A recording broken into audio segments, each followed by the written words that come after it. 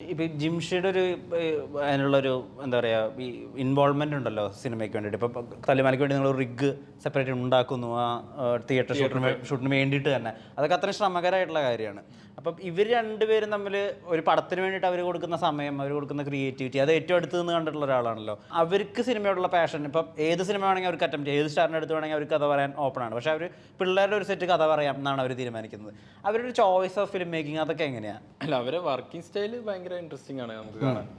അത് അവരിപ്പോൾ ബ്രദേഴ്സ് ആണെങ്കിലും അവർ വർക്ക് ചെയ്യുന്ന സമയത്തുള്ള അവരൊരു റാപ്പ് കണ്ടിരിക്കാൻ നമുക്ക് ഭയങ്കര സിംഗ് എന്ന്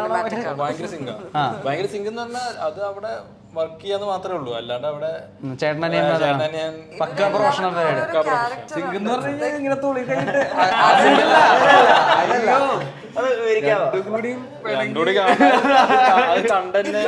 ക്യാരക്ടേഴ്സ് ആണ്. എന്നാൽ അത് ബ്ലെൻഡ് ചെയ്ത് പോണത് കാണാൻ ഭയങ്കര രസമാണ്. ഈ സെറ്റിൽ അതാണ് ഒരു പ്രത്യേകത. കാണുമ്പോ തന്നെ അതൊരു സിനിമ കാണുന്ന പോലെയാണ് നമുക്ക്. കാരണം ഓരോരുത്തർക്കും അവരുടേതായ ഒരു ഐഡന്റിറ്റി ഉണ്ട്, ക്യാരക്ടർ ഉണ്ട്, അതിൽ നിന്ന് ഡിഫറെന്റ് ആണ്. അതെന്നാ ബ്ലെൻഡ് ചെയ്ത് അതൊരു ഫ്ലോയിൽ എല്ലാവർക്കും അങ്ങോട്ടും ഇങ്ങോട്ടും അത് ഭയങ്കര സെക്സിയാണ്. അത് സത്യം കുടുംബത്തിൽ തന്നെ 2-3 ആണുങ്ങള്, ഒരു 10-15 ആണുങ്ങളൊക്കെ ഉണ്ടാവും ചിലപ്പോ. അതിൽ ഓരോരുത്തരും ഓരോ വൈക്കാവും. പക്ഷെ ഒരു 4 ആൾക്കാർ, 3 ആൾക്കാർ, 2 ആൾക്കാരൊക്കെ ഒരേ പരിപാടിയിൽ വന്നിട്ട് ഒരു കമ്പനി റൺ ചെയ്യാണ് തന്നെ ഭയങ്കര വർക്കാ, ഭയങ്കര രസമാണ് കാണാനായിട്ട്. അതായത് ബ്രദേഴ്സ് റൺ ചെയ്യുന്ന ഒരു കമ്പനി കാണാൻ തന്നെ ഭയങ്കര ഭംഗിയാ. അവിടെ എന്താന്ന് വെച്ച് കഴിഞ്ഞാല് എന്ത് വേണേലും പറഞ്ഞിട്ട് പോവാ. ഐ മീൻ, അതായത് നാളെ തിരിച്ച് ബാക്ക് ടു ബിസിനസ് ഉള്ള പരിപാടിയാണ്. സോ ആ ഒരു പരിപാടി കാണാൻ തന്നെ നമുക്ക് ഭയങ്കര നമ്മൾ കാണുമ്പോൾ തന്നെ ഓക്കെ കൊള്ളാം. നമുക്കിനി വിചാരിച്ചാലും പറ്റില്ല. കാരണം ഇനിയിപ്പോൾ വാപ്പാട് വേറെ കെട്ടാൻ പറയണം, വേറെ പരിപാടി ഒന്നും നടക്കില്ല. അപ്പോൾ ആ കാര്യത്തിൽ ഞാൻ ആകെ ജലസായിട്ടുള്ളത് ഇവരുടെ കാര്യത്തിൽ, ആ ഒരു കാര്യത്തിലാണ്. കാരണം ഭയങ്കര രസമാണ് ഇവർ ഒരു പണിയെടുക്കണ, ഇവരറിഞ്ഞിട്ട് ഒരു എടുക്കുന്നൊരു കാര്യങ്ങളൊക്കെ. ആക്ച്വലി ലിവിങ് ഒരു സ്റ്റൈല് അതേ ആർട്ടാണ് നമുക്ക് പുറത്തുനിന്ന് നോക്കുമ്പോ അല്ലേ. സിനിമ ചൂസ് ചെയ്യണതൊന്നും അങ്ങനെ പെട്ടെന്ന് ഇത് ചെയ്യാം, അങ്ങനെ പെട്ടെന്നൊരു ചൂസിങ് ഒന്നല്ല. കുറെ ഇപ്പൊ തോന്നുന്നു തല്ലുമല കഴിഞ്ഞിട്ട് 2 വർഷം. പക്ഷെ അതിന്റെ ഇടയിൽ എത്രയോ സിനിമ എന്നോട് തന്നെ പല സബ്ജക്റ്റും വലിയൊരു സ്റ്റാർ സ്റ്റഡഡ് ആയിട്ടുള്ള സിനിമയൊക്കെ സാധ്യമാണ്. പക്ഷെ അവരുടെ എത്തിപ്പെടുന്നതാണ് ഒരു പരിപാടിയിലോട്ട്. എനിക്ക് തോന്നുന്നു ഇത് വളരെ പെട്ടെന്ന് സംഭവിച്ചാണ്. ഇവനടുത്ത് പെട്ടെന്ന് കഥ പറച്ചിലും പെട്ടെന്നാണ് ജിംഖാനൊക്കെ മാറിയത്. അതിന്റെ മുന്നേ വേറെ പരിപാടിയായിരുന്നു ഇങ്ങനെ പ്ലാൻ ചെയ്തുകൊണ്ട് വന്നിരുന്നത്. ടപ്പേജ് ഷിഫ്റ്റ് ആയതാണ്. അവര് ഡെയിലി എന്തും പറയാറ്, അവർക്ക് എന്ന് പറഞ്ഞായിരിക്കില്ല നാളെ സിനിമനെ സംബന്ധിച്ചിടത്തോളം. അവരുടെ ഒരു എനർജി ഒക്കെ തന്നെയാണ് നിങ്ങൾക്കും ഈ സെറ്റിലും ഒക്കെ നിലനിൽക്കുന്നത് ജിംഷിക്കാല്. കാരണം ജിംഷിക ഇപ്പൊ പിന്നെ അതുമല്ല അവിടെ ഈ പറഞ്ഞ പോലെ റഹ്മാനിക്കാണെങ്കിലും ജിംഷിക്കാണെങ്കിലും നമ്മളെ ഭയങ്കര കംഫർട്ട് ആക്കൽ അങ്ങനത്തെ പരിപാടിയല്ല. ആദ്യത്തെ ഷോട്ട് വെക്കുമ്പോൾ തന്നെ തളർത്തിക്കളയും.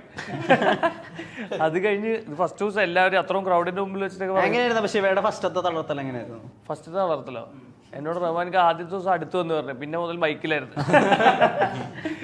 എന്തോ ഒരു സാധനം, ഏതോ ഒരു ഡയലോഗ് പറഞ്ഞപ്പോൾ റഹ്മാനിക്ക് വന്നിട്ടുണ്ട്, ഡ്രാമ കട്ടി നീ സാധാരണ പറയണ പോലെ തന്നെ പറഞ്ഞാൽ മതി. പിന്നെ ഫുൾ മൈക്കിൽ ഈ പറഞ്ഞ പോലെ എല്ലാവരും മുമ്പിൽ വെച്ച് അതെ. പിന്നെ അതിനോട് നമ്മൾ കംഫർട്ട് ആവും. പിന്നെ നമുക്ക് ഒരു ഇൻഹിബിഷൻസും ഇല്ല, അങ്ങോട്ടും ഇങ്ങോട്ടും ഒരു ഈഗോ ആ സെറ്റിൽ വരില്ല ഒരാൾക്കും അങ്ങോട്ടും ഇങ്ങോട്ടും.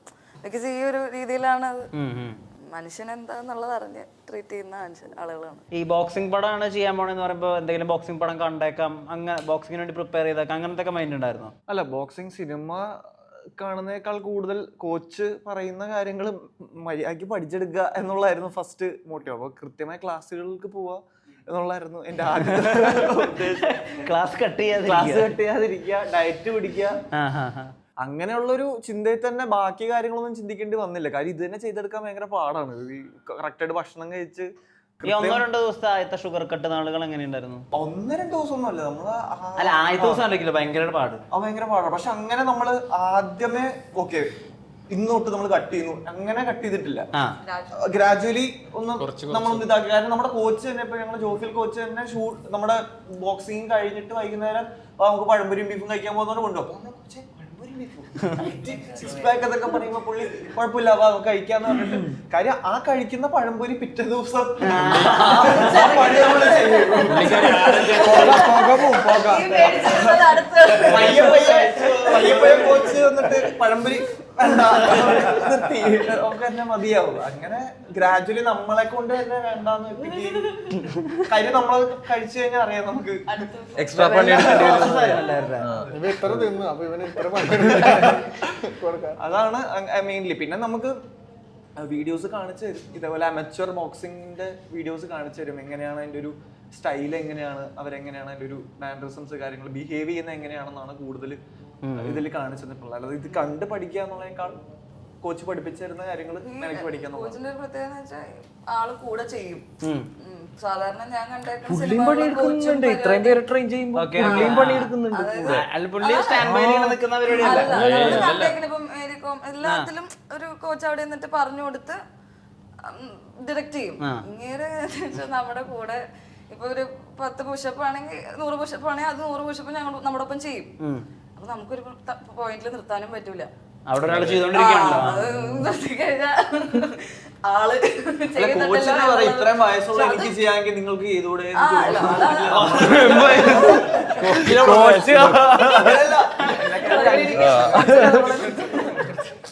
കോച്ചിനെ പൊക്കി പൊക്കി അല്ല വയസ്സ് കൂടുതൽ എന്ന് പറഞ്ഞാൽ 5 വയസ്സ് കൂടുതൽ. ഞാൻ കോച്ചൊക്കെ സ്ട്രെങ്ത് നോക്കണേ.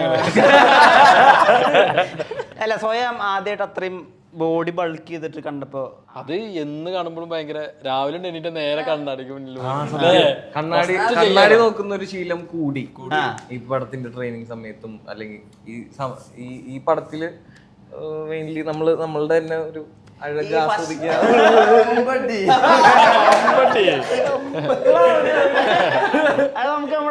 അല്ല കോൺഫിഡൻസ് ലെവല് നമുക്കും കൂടും. നമ്മള് കണ്ണാടിയിൽ നോക്കുമ്പോ അത്യാവശ്യം നല്ല ബോഡി അറ്റൈൻ ചെയ്തു എന്ന് പറയുമ്പോ. ഗാൽദ്രഹ്മാൻ പറഞ്ഞിരുന്നു നിന്റെ 6 പാക്ക് വെച്ചിട്ടുള്ള ഒരു ഫോട്ടോ ആണ് നിന്റെ 6 പാക്ക് വെച്ചൊരു ഫോട്ടോ ആണ് നമ്മുടെ ഫസ്റ്റ് ലുക്ക് അങ്ങനെ പറഞ്ഞിരുന്നു. ഇല്ല ഫസ്റ്റ് ലുക്ക് ഞാൻ കാണുന്നത് അതിന്റെ തലേ ദിവസമാണ് കിട്ടുമ്പോ.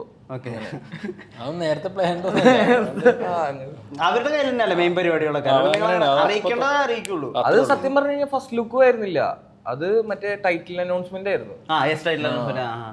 നിങ്ങളെല്ലാവരും നിങ്ങളെ ഏറ്റവും അടിപൊളി ഫിസിക്കലി കണ്ടത് ഈ പടത്തില് ജോയിൻ ചെയ്തിട്ടല്ലേ? അതെ ഞാൻ അങ്ങനെ കാർത്തിക് സ്വന്തമായിട്ട് പ്രോട്ടീൻ ഷേക്കുകൾ ഉണ്ടാക്കി ഒരുപാട് യാത്ര ചെയ്തു. കോളേജായിരുന്നു എന്നെ ഇതിൽ രണ്ടും കൂടെ മെയിൻറ്റെയിൻ ചെയ്യാന്നുള്ളതായിരുന്നു ഏറ്റവും വലിയ ടാസ്ക്. നാട്ടിലാണ് കോളേജ്, കൊച്ചിയിലാണ് ട്രെയിനിങ്.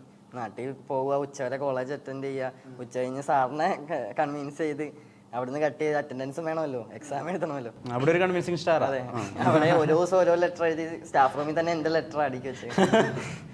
എന്തൊക്കെ കാരണങ്ങൾ എഴുതിയിട്ടുണ്ട്? അല്ല സിനിമയാന്ന് അറിയാൻ പറഞ്ഞിട്ടുണ്ട്, പക്ഷെ അവർക്കും അറിയില്ലല്ലോ ഇത്രയും വലിയ അങ്ങനെ പറഞ്ഞ് കുറെ കൺവിൻസ് ചെയ്യണമല്ലോ.